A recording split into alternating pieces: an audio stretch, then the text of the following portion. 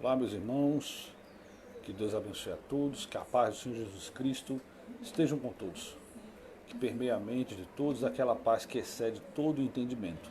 Hoje nós estaremos começando uma série de estudos sobre a história do cristianismo. Nós queremos, através dessa série, mostrar a alguns de nossos irmãos cristãos que ainda não conhecem a história da igreja.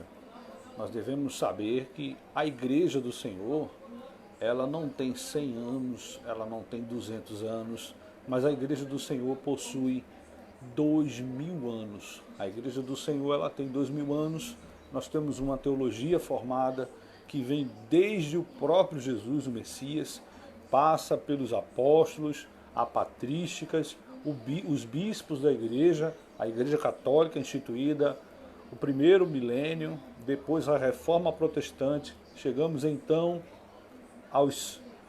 dentro da igreja do primeiro milênio, existem vários concílios que tratam de reformas, de teologias e como nós chegamos a algumas conclusões teológicas. Depois da reforma protestante acontecem os sínodos na igreja, né, onde nós também decidimos durante todo esse período, esses 2 milênios, o que a igreja poderia criar como regra de fé teologicamente. Eu queria lembrar a todos que, em primeiro lugar, para um teólogo, encontra-se a Bíblia. A Escritura Sagrada está em primeiro lugar. Em segundo lugar está a tradição, a história. Ou seja, nós temos a Escritura em primeiro lugar, essa é o próprio Jesus Cristo, é o próprio Deus, a Escritura, a palavra de Deus, santa, sagrada, imaculada, imutável. Depois nós temos a história, a tradição. Logo depois nós temos a razão. A razão, todo homem e mulher de Deus, ele é racional. Ele apela para a racionalidade, para o bom senso. E após essa escadinha, essas 3 perspectivas, nós temos a experiência. A experiência é importante, no entanto, ela está abaixo da tradição, ela está abaixo da razão, está abaixo da tradição e todas estão abaixo da Escritura. Nós deveríamos primeiro começar pelo período interbíblico, né? Nós temos um período interbíblico antes do Novo Testamento, que muitos teólogos chamam de o silêncio de Deus. No entanto, permitam-me opinar sobre essa questão. Existiram livros que foram escritos, né, nesse período interbíblico. Um exemplo deles são 1ª e 2ª Macabeus. Esses livros você pode encontrar na Bíblia da Igreja Católica Apostólica Romana. Eles são importantes, mesmo nós protestantes não os considerando canônicos, nós não o consideramos que eles foram uma revelação do Espírito Santo, mas eles são importantes por sua história. Porque quando você começa a ver o que aconteceu na revolta dos Macabeus. Ora, Alexandre o Grande, Israel havia voltado do seu exílio. Israel, para a gente começar, eu quero que você imagine aqui comigo, Israel passa por 3 exílios. Israel, ele vai para o primeiro exílio, que é o exílio na Babilônia. Dentro da Babilônia ele tem um segundo exílio, né, o rei Assírio, e o terceiro exílio, o rei persa. Eles ambos dominam a mesma região, mas são reis, culturas e religiões diferentes. Então, quando Israel volta para a reconstrução do seu templo, de suas origens, obviamente Israel, a ideia, a nova geração que se criou ali fora da terra de Israel, fora da cultura do povo hebreu, ela já havia se perdido, já estava se perdendo. Israel, novamente, como juízo de Deus, é levado, desta vez, a ser dominado por outro povo. E este povo é o povo grego, através de um dos generais mais brilhantes da história, chamado Alexandre o Grande. Alexandre o Grande, ele toma Israel, assim como o norte da África, a Ásia Menor, ele toma boa parte também da Europa. Quando Alexandre o Grande toma todo esse vasto império, a língua falada nesse império, obviamente, é o grego. Daí nós começamos a entender porque o grego koiné é falado no Novo Testamento como uma língua popular.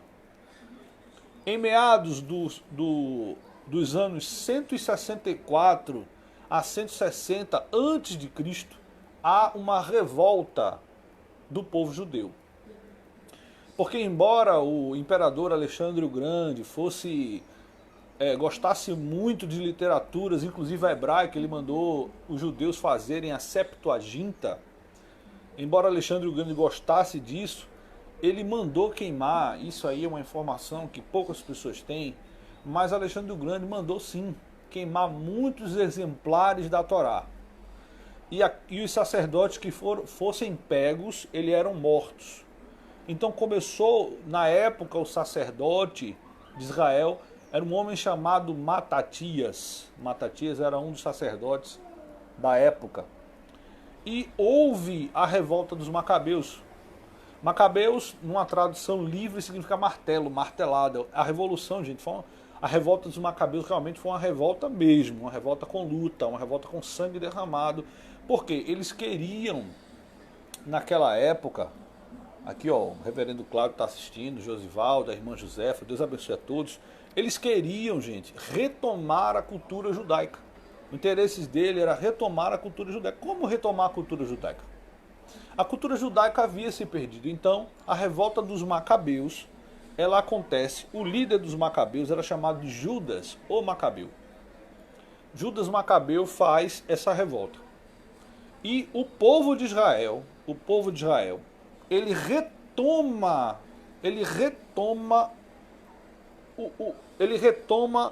as cidades, ele tira do Império Grego, Alexandre o Grande perde força, e o povo judeu, ele começa a voltar na sua cultura e nas suas origens. E aí nasce o farisaísmo. Na época de Jesus, nós ouvimos muito em Mateus, em Lucas, né, em Marcos, falar sobre os fariseus. Os fariseus nascem, vamos dizer assim, partido político da época, esse clã, o farisaísmo, ele nasce na época dos Macabeus. E eles nascem com a intenção muito boa. A intenção do farisaísmo muito boa, que é preservar a cultura judaica e o seu povo. Então eles começam a preservar a cultura judaica para que o povo ele volte às raízes. Que raízes são essas? É o Pentateuco, a Moisés, a Abraão. Né? Eles entendam que eles vieram de Ur dos Caldeus, que Deus fez Israel passar pelo Egito 430 anos. Né? Que eles entendam que Deus libertou do Egito com vários milagres, com Deus abrindo o mar, o maná do céu, tantos outros milagres.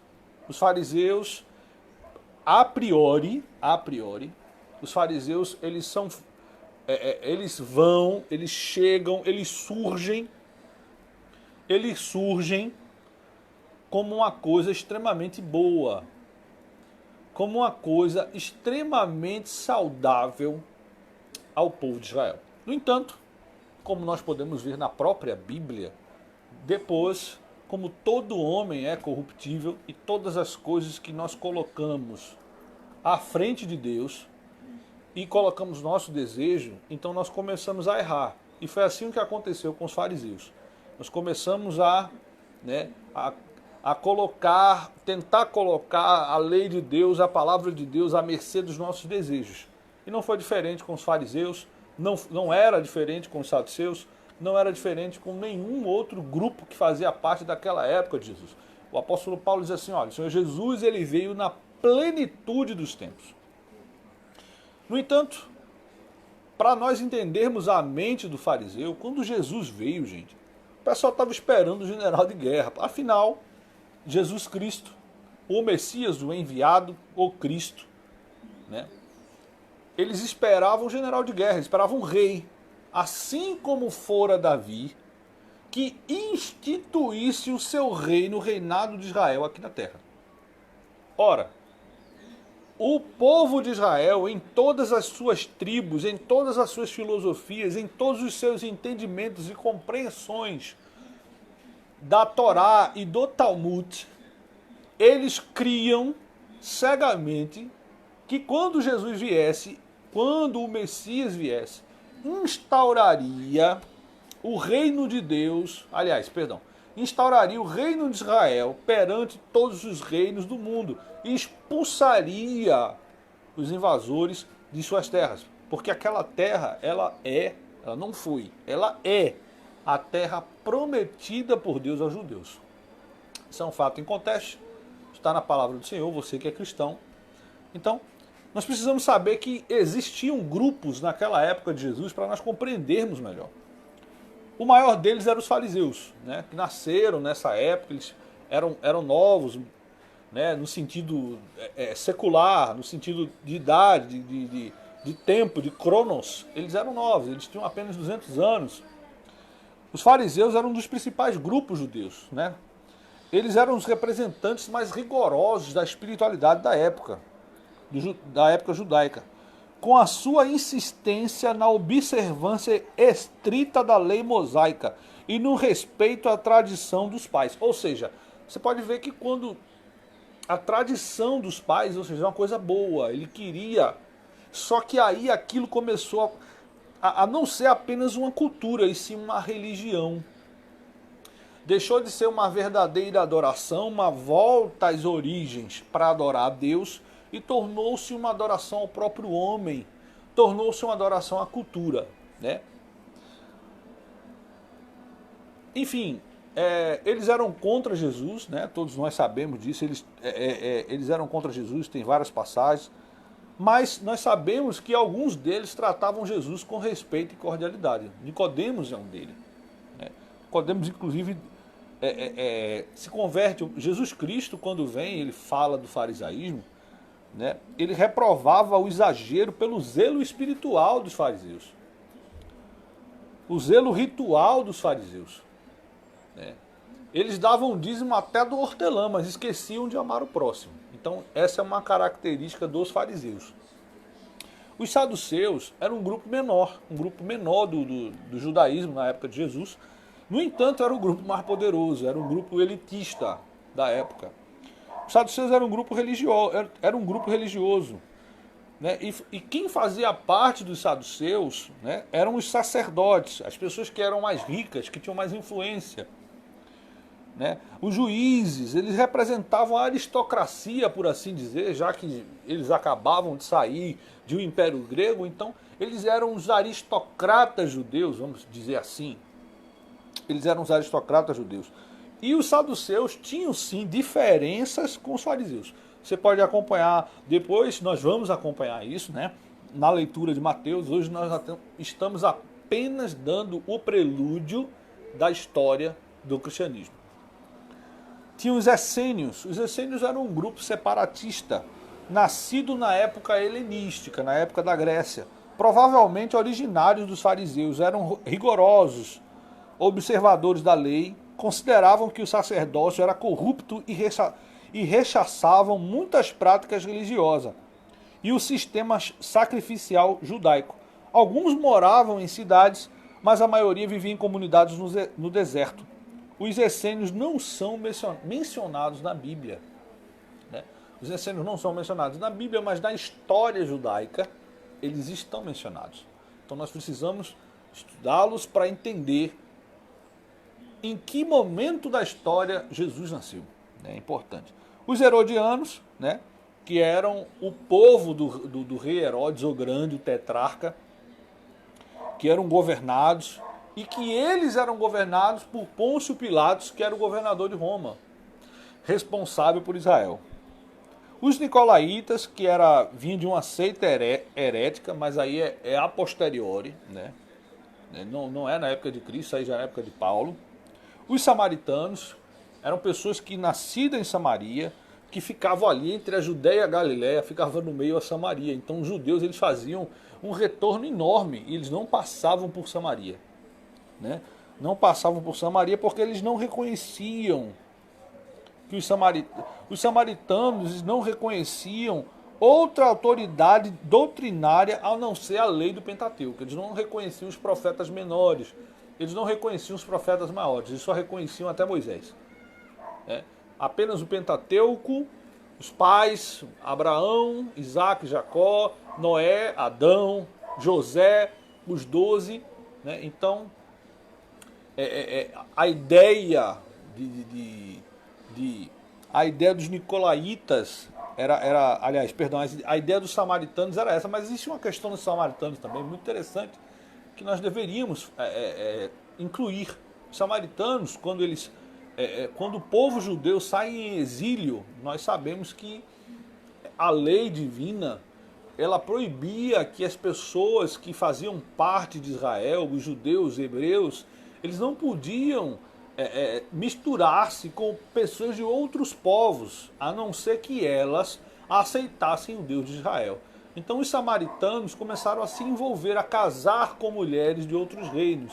E as mulheres começaram a casar com homens de outros reinos. Então houve uma mistura. E isso para os judeus que não eram samaritanos, e a lei dizia isso também, nós precisamos entender que a Bíblia, né, a lei mosaica dizia isso, a lei cultural de Israel dizia isso, que não podia, o povo de Israel não podia entrar em contato com outro povo, não podia que servisse outro Deus a não ser o Deus de Israel. Então os samaritanos eram considerados impuros pelos judeus. Né? E existiam também os escribas, que eram mestres da lei, eles eram rabinos, né? Os mestres reais da lei, eram os rabinos. Né? Eles formavam um grupo profissional. Os escribas, eles eram profissionais, eles eram copistas. Né? Eles não eram um partido, eles não eram eles não apoiavam, assim, eles não tinham uma posição, uma opinião, eles não eram um grupo formador de opinião, eles eram copistas, lealistas ao que estava escrito na Torá, né? Eles eram lealistas. Pra você ter uma ideia, eles tinham técnicas avançadíssimas, os papiros eram encontrados às margens do rio Nilo, né, com folhas que saíam ali, era caríssimo fazer um papiro daquele, e tinha outras formas também, com pele de animais, e eles eram extremamente zelosos, né, pela palavra de Deus. Eles eram intérpretes das escrituras hebraicas e aramaicas. Eles sempre citavam os judeus passados.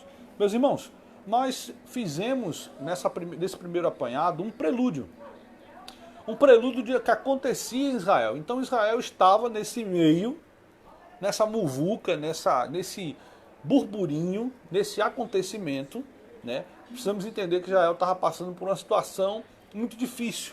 Israel vinha de 3 exílios, vinha exilado, volta para sua terra natal, é invadido pela Grécia, né? O povo de Israel consegue uma revolta, se liberta, né? Chegando mais ou menos 40, 37 antes de Cristo, Roma invade novamente, toma Israel, acaba com a revolta dos Macabeus, governa Israel, coloca um rei lá, que era Herodes, o tetrarca, Herodes o Grande, primeiro, o filho dele é o tetrarca. Então, o povo de Israel ansiava, mais do que nunca, naquele momento específico, para a vinda do Messias, para a instauração do reino de Deus na terra. Então eles esperavam um rei, eles esperavam um general de guerra, eles esperavam alguém que iria exterminar os inimigos de Israel.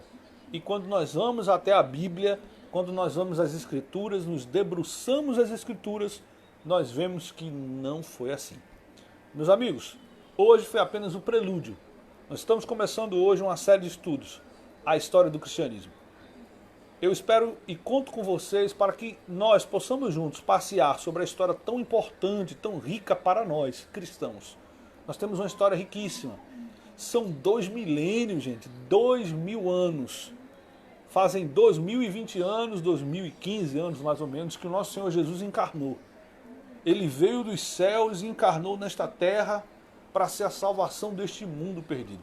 Então nós vamos caminhar pela história do cristianismo para, quem sabe assim, nós possamos, em nome de Jesus, pela graça de Jesus e ação do Espírito Santo, fazer com que mais cristãos encontrem a verdade das Escrituras. Que Deus abençoe vocês e fiquem na paz do nosso Senhor Jesus.